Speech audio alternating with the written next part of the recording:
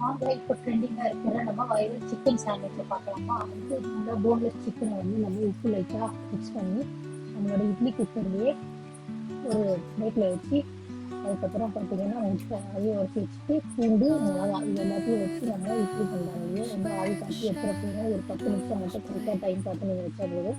எல்லாம் இந்த பாருங்க ரெடி ஆகிடுச்சு. இப்போ இதில் ரெடி ஆனது அதுக்கப்புறம் நம்ம வந்து காய் வெங்காயம் காபேஜ் அதுக்கப்புறம் வந்து பார்த்தீங்கன்னா குடமிளகா இது மூணையும் நம்ம வந்து நீட்டாக வாக்கில் கட் பண்ணி வச்சுருக்கோம் மெலிஸ் மெலிஸாக.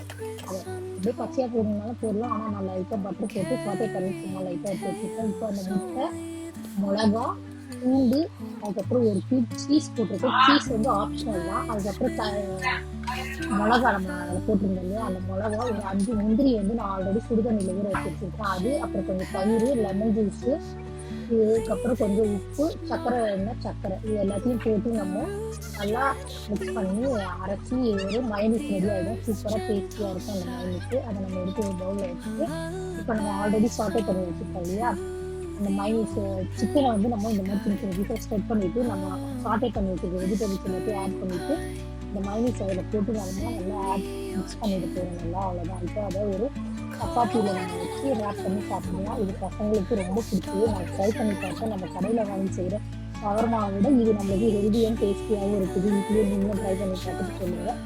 இதையே வந்து நம்ம ஒரு ப்ரெட்டு வந்து பட்டர் போட்டு நம்ம சூடு பண்ணி ரோஸ்ட் பண்ணி அதில் வெட்டி சாப்பிட்டா ப்ரெட் சாண்ட்விட்ச் அவ்வளோதான். சூப்பராக தயாராகிடுச்சு. கண்டிப்பாக இது எல்லோரும் ட்ரை பண்ணி பார்த்துட்டு சொல்லுங்கள்.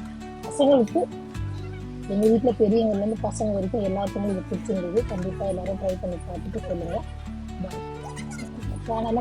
நம்ம சேனலை மறக்காமல் வந்து ஃபாலோ பண்ணிக்க மறந்துடாதீங்க. உங்களுக்கு பிடிச்சிருந்தா லைக் பண்ணிடுங்க. While rivers whisper truth